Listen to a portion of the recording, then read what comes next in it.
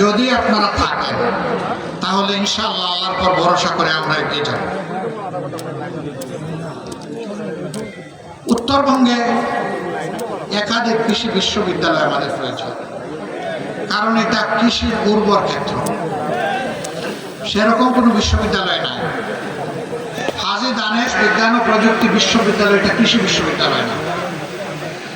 বেগম রোকেয়া বিশ্ববিদ্যালয় এটি একটি সাধারণ বিশ্ববিদ্যালয়। আমরা ফিল করি, সকল কিছু যাচাই বাছাই করি, উত্তরবঙ্গে একাধিক কৃষি বিশ্ববিদ্যালয় হওয়া প্রয়োজন। এই ক্ষেত্রে আমাদের বিবেচনায় আশা করি গাইবান্ধা অগ্রাধিকার পাবে।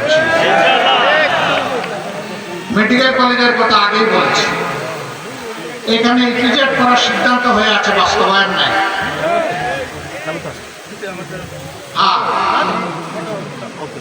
ইপিজেড এখানে হওয়া উচিত কর্মসংস্থানের জন্য এবং আমাদের উৎপাদিত যে সমস্ত পণ্য আছে সেইগুলাকে প্রসেসিং করা, বাজারজাত করা, বিশ্ব বাজার করার জন্য, বাংলার বাজার করার জন্য প্রয়োজন আছে।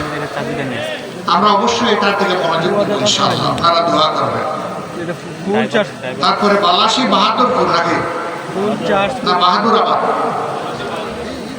একটা সেতু দুই দিককে বিচ্ছিন্ন করে রেখেছে। আমরা চেষ্টা করব দুইটাকে জোড়া দিয়ে দিতে, আপনারা দোয়া করবেন।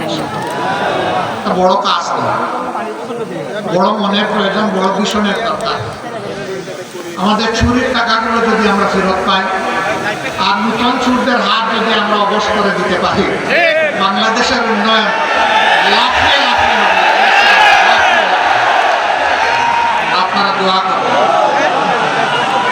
তারপরে ফুলচুরি শাক কাটা নদী শাসন না, শুধু ফুলপুরি শাক কাটা না, সকল নদীগুলোকে শাসন করবো না। মানুষ বলে নদী শাসন, শাসন করলে তো ওরা ভয় পাবে, নদীগুলো কান্নাকাটি করবে, দুঃখ পাবে না। নদীকে আপন করে তুলে নিব, আমাদের সন্তান বানাবো প্রত্যেকটা নদীকে ইনশাআল্লাহ।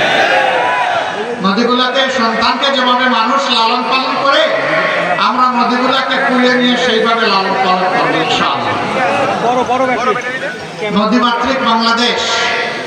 আমরা এক সময় নদীর কূলে আমরা গিয়ে বসে যাব, মা এখন আমাদের নৌকাটা নিয়ে চলো, আমাদের জাহাজ নিয়ে চলো, আমাদের লঞ্চ নিয়ে চলো, যা বন্ধ হয়ে আছে। আপনারা দোয়া করবেন। চলার পথে অনেক বাধা আছে, সেই বাধা ষড়যন্ত্র আল্লাহ তাআলা যেন অতিক্রম করতে আমাদেরকে সাহায্য করে।